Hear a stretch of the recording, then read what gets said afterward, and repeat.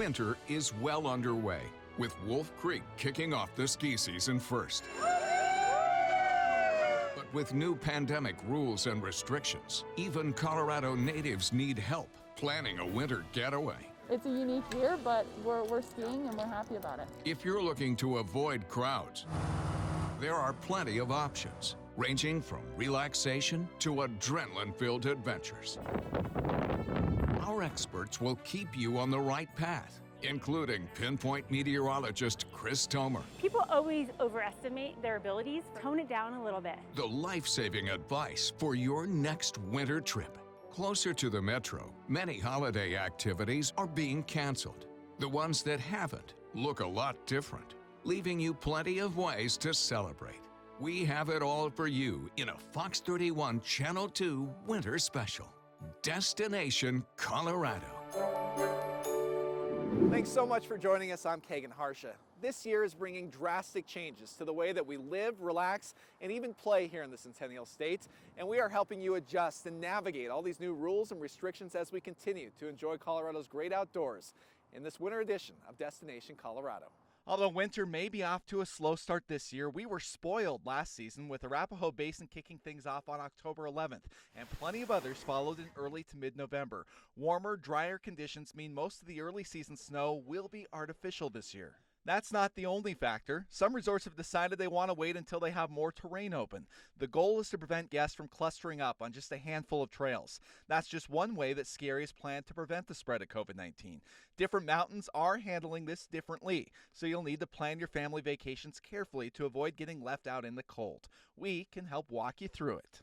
Most resorts offer deals on ticket bundles or offer you access with a special pass. Well, this year, the passes aren't just about saving money on peak days. Some mountains won't let you ride without one.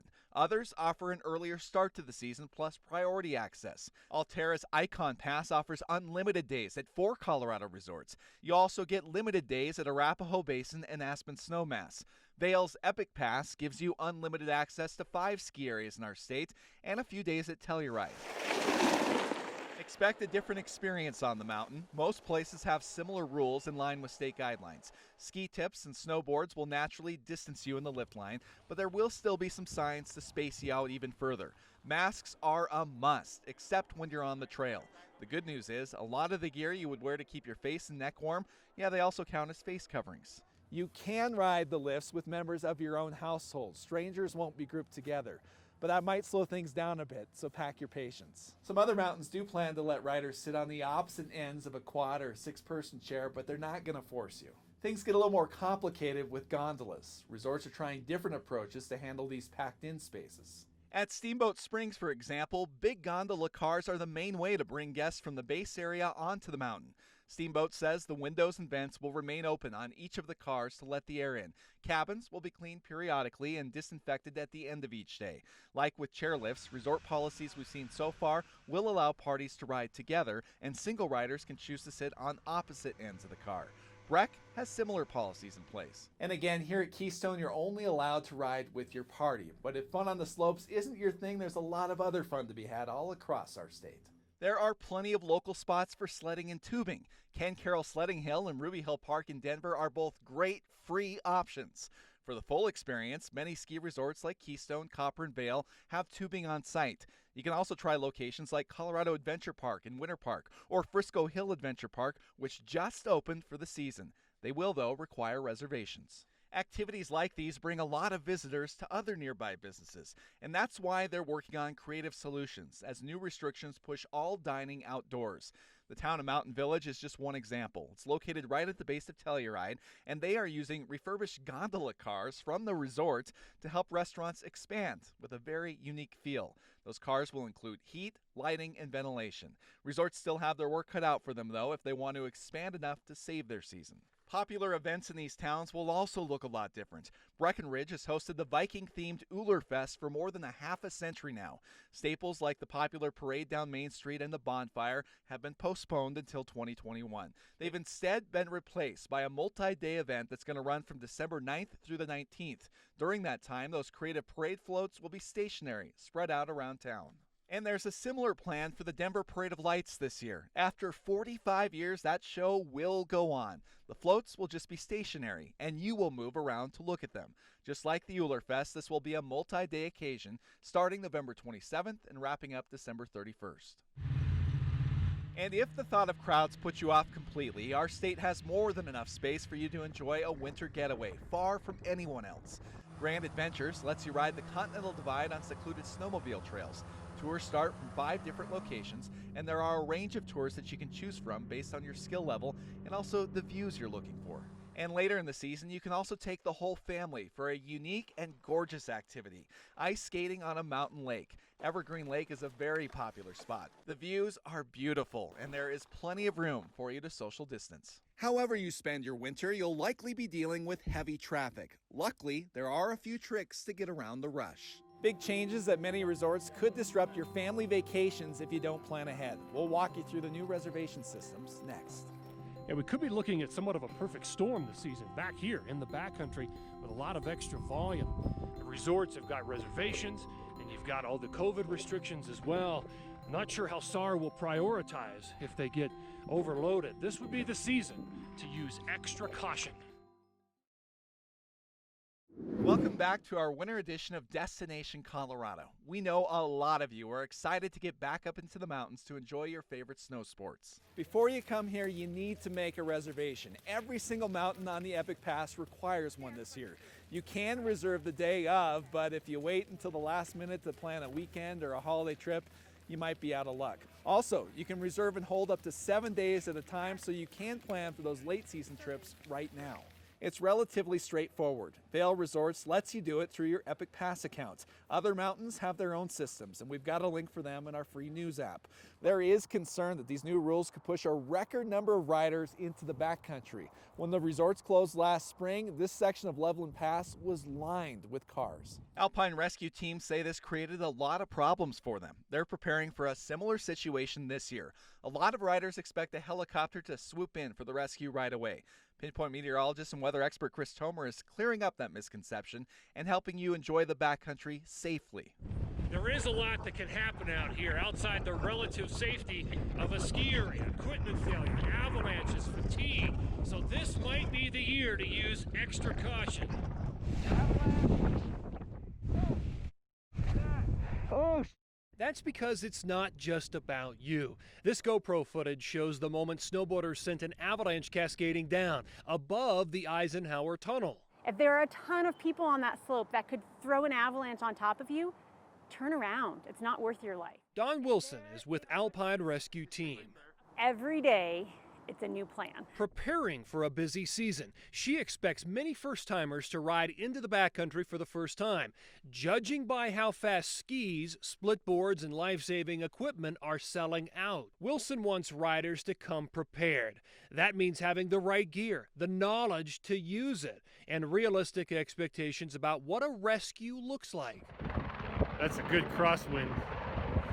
Helicopters are used in some cases, like this call involving my friend on Grays and Torreys. But rescuers will usually reach you on foot. How long did it take you to drive there? How long did it take you to get there on foot or on skis? That's how long it's going to take for us to get there. Are you prepared for sitting there for that many hours? Here are just a few of the critical avalanche safety items that I always have in my pack, and you should too. First of all is the avalanche transceiver. You may have seen these before, but everybody in the group has to have one of these, and you will do a check with everybody simultaneously at the trailhead in search mode, and then you'll know the state of the battery. But definitely have one of those. You want to have some sort of a probe, because if someone gets buried, you have to be able to probe down through the snow to be able to find them. You will also want an emergency shelter. This is a Bothy bag. Search and rescue use these. You may want to use this waiting on search and rescue as well. And finally is a shovel. These are critical. You can do a column test with these, trying to figure out the stability of a ski slope before you even go on it, and you may need these. You may need a shovel to dig someone out. You can follow the Colorado Avalanche Information Center for general warnings, but you should still be checking conditions for yourself on the slopes. Alpine Rescue Team offers plenty of educational resources to help learn how. Meteorologist Chris Tomer. Not every activity off the beaten path is quite so extreme, and if the backcountry isn't for you, well, there are plenty of other options available. Colorado has a lot of natural hot springs where you can kick back and relax. There's the Springs Resort on the banks of the San Juan River in Pagosa Springs. The Old Town Hot Springs has been operating in Steamboat Springs since the 1880s. They have 4 spring-fed pools, water slides for the kids, and an aquatic climbing wall. For a more remote experience in the area, check out Strawberry Park. Just make sure you're making a reservation in advance. And if you're looking for an option closer to the metro, Indian Hot Springs is just off I-70, and it's less than an hour away from downtown Denver. Out here on I-70, you can get into trouble if the winter conditions catch you off guard. We have some items in this emergency kit that can save you from being stranded. Don't wait till you're on the road to think about your equipment. We'll point you to the cheapest locations to rent winter sports gear. But be careful, some rental packages leave out a very critical piece of safety gear unless you ask for it. No matter what you have planned this winter, odds are you're going to have to deal with that mountain traffic, and it can be horrendous. Fortunately, there is a 13-mile-long toll lane headed eastbound to help get you home from the mountains. That only brings you, though, from Empire to the Veterans Memorial Tunnel, and you can only use it on weekends and holidays. So if you can, making your travel plans away from those peak times will save you a big headache. Some destinations are even offering cheaper rates outside of peak times. I-70 may be the most common route, but Highway 285 will snake you around to some of the same destinations and help you avoid delays. A few other options for getting into the mountains are not available this season. The Winter Park Express is one of them. The ski resort, along with Amtrak, say restrictions would have made it tough to run. It normally brings passengers directly from Union Station in Denver up to Winter Park Resort. Snow Stang won't run either. The bus service brought riders up to Loveland, A-Basin, and Steamboat Springs last season. CDOT says coronavirus is causing them to suspend these routes until next winter. Since you'll probably be driving, you need to make sure that your vehicle is ready for the winter conditions, and that all starts with your tires. This is one of several traction stations along I-70 where you can make sure your car is ready. If it's not and you cause a crash that blocks traffic, CDOT could slap you with a big fine. These are the rules. If your vehicle has four-wheel drive, make sure your tread's at least 3/16 of an inch deep. Otherwise, you'll need snow chains or an auto sock. Different rules apply if you don't have four-wheel drive. They require you to adhere to even more strict requirements. We break down those for you on our free mobile app. Good tires do help you stay out of trouble, but sometimes it's out of your hands. Accidents or extreme weather can leave you stuck for hours. The 2019 avalanche is just one example. It completely swept across the highway, and there's not much you can do here but wait. Preparing ahead of time means you can wait safely. A good rule of thumb, don't drive into the mountains with less than half a tank of gas. An emergency kit for your car is also a must. We have one right here. They're pretty easy to make, and most of these items are probably lying around your home anyway. So things like extra clothes just in case, and a blanket to keep you warm. Water and non-perishable food for your family. A first aid kit and a flashlight are always useful. Ours has had a hand crank, so you don't actually need to worry about batteries, and it doubles as a radio. A snow brush and a small shovel will also help you dig out after you're sitting for a while. And now that you know what to pack, Carly Cassidy shows us how to prep the car itself. Before you head out into the winter weather, you and your car need to be prepared. And if you maybe are new to Colorado, here are some of those new safety measures to help winterize your vehicle. I've been talking with Skylar McKinley from AAA about some of those things that we are seeing. One of the most common service calls AAA gets, though, is when the temperature dips is a dead battery. What are some warning signs that yours needs to be replaced? The ultimate warning sign, of course, is your battery just won't start your car, but it's going to have told you months and months before you have that issue. So commonly, the thing I always look for is if your headlights glow when you rev your engine, but when you're idling they dim, that's a sign your battery is probably going bad. If you've had starting issues on warmer days, if you hear a clicking or grinding noise before the battery starts, or really if your battery is older than 5 years, and even in that 3 to 5 year window. We don't think about our battery before it fails, but the good thing about batteries is they've been trying to tell us that they weren't ready for the cold long before the temperature dropped. All right, definitely some good tips there. And some other fixes are cheap and easy that you can do on your own, like with the tires or bad visibility as far as your windshield wipers. So you can head on over to our website to see our full interview there as far as winterizing your vehicle, and also can check that out on our free app as well. Thanks, Carly. Even if your battery is brand new, our emergency kit still includes jumper cables and this. It's the Bolt Portable Car Jump Starter from Halo. This lets you jump start your own vehicle in just a couple of seconds. Plus, it has ports to let you recharge your cell phone so you can make emergency calls. We found it on Amazon for $80. Once you arrive, most ski areas are also asking you to use your vehicle as your base of operations. You should be gearing up here. It's also important to maybe rent your equipment before you leave your home. Not only is it cheaper, but many resort rental shops are requiring reservations. If you put it off, you may be out of luck. The best deal we found is in Westminster, Colorado Sports Rent. Daily ski packages start at $22 for adults. You can also rent for the entire season for $179. Before you leave the shop, take a little extra time to make sure your boots fit well. A poor fit doesn't just make for an uncomfortable day on the mountain, it also makes foot or leg injuries a lot more likely. A heads up though, gear packages don't always include everything you need, namely a helmet. And for snowboarders specifically, wrist injuries are one of the biggest risks on the mountain, so picking up a good pair of wrist guards, it may be worth your while. If you or a family member is newer to the sport, padded shorts will protect your tailbone. Beginners will face some extra challenges this season. Resorts are still offering lessons, but some are cutting group sizes or switching to private only. So definitely call ahead to make sure you get a spot. If you're looking for a great place to learn, check out Loveland Ski Area. They are one of the closest resorts to the metro, and they also offer some of the cheapest lift ticket prices. You can get a ticket for just the beginner area for less than half the cost of a full mountain ticket. A new travel trend means you can take your holiday vacation without flying or even staying in a hotel. And Denver organizers are making some big changes so you can still enjoy the city's staple holiday traditions. Welcome back. The pandemic is putting a lot of pressure on mountain communities. They depend on tourism dollars, and this is their busy season. Some neighbors have been taking a personal pledge to socially distance themselves. It's called SOS, which stands for Save Our Season, Stop Our Spread. We have to stay within our family unit right now. And we have to take a short time frame to say, let's stay with just our family. Go to restaurants, but eat with your family. Don't spread it, because we're risking so much more than the pain of just being with our family for a couple weeks. Residents in these mountain towns can take part by swapping their profile pictures with a downloadable SOS logo. You don't need to fly or even stay in a hotel to plan your getaway. According to data from RV Share, a lot of families are considering a winter RV trip. Plenty of campgrounds are open year-round. Some put you within easy driving distance of popular mountain destinations. Middle Fork RV is less than 45 minutes from Breckenridge.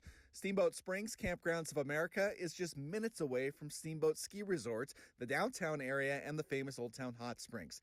And out on the western slope, Palisade Base Camp is half an hour from Powderhorn Mountain. With a lot of students currently enrolled in remote learning, families are finding they have more flexibility for sneaking in vacations like these. If you're looking for a socially distant adventure that's a little less glamorous, yurt camping is an excellent option. You get many of the comforts of home while still enjoying the solitude of the backcountry. And getting there is part of the fun. We checked in with Never Summer Nordic in Jackson County. Most yurts are not accessible by road. You'll need to break out those snowshoes or cross-country skis to get there. Oh, hello! Santa Claus will not be greeting children at Macy's flagship store in New York City this year, breaking a 160-year-old tradition, and it's the same story here in Colorado. American Events and Promotions tells us 95% of in-person appearances from Santa have been canceled. Instead, you'll be able to book a virtual visit with the jolly old elf. We have a link to do that in our free KWGN News app. We were, though, able to find at least one spot where you can still see Santa in person, the Bass Pro Shops in both Northfield and Denver. The store tells us they're going to be taking plenty of precautions to keep visitors healthy. High-contact surfaces will also be cleaned regularly. Denver is nixing the New Year's Eve fireworks show this year. This is video from last year's show downtown, but other events will still happen in the city as planned. Zoo lights will transform the Denver Zoo into a winter wonderland just as planned yet again. The event's 30th anniversary will have some changes though. The one you need to plan for, timed online-only ticket sales.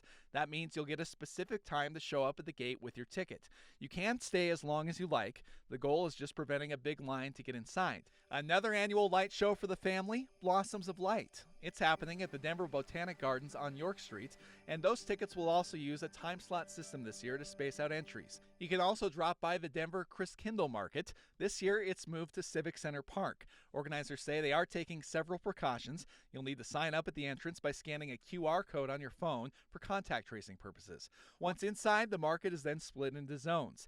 Each zone has its own maximum capacity. There's also a one-way system you'll need to follow once you're inside. Eating and drinking are still allowed, but you need to do it at one of the tables placed around the park. Well, in a year where almost everything is different, one thing has stayed the same. There are still countless ways to enjoy and explore our beautiful state, from the cities to the mountains, too many to mention here. Check out our full guide on our website or free Kdvr news app, and thanks for tuning in to our winter edition of Destination Colorado.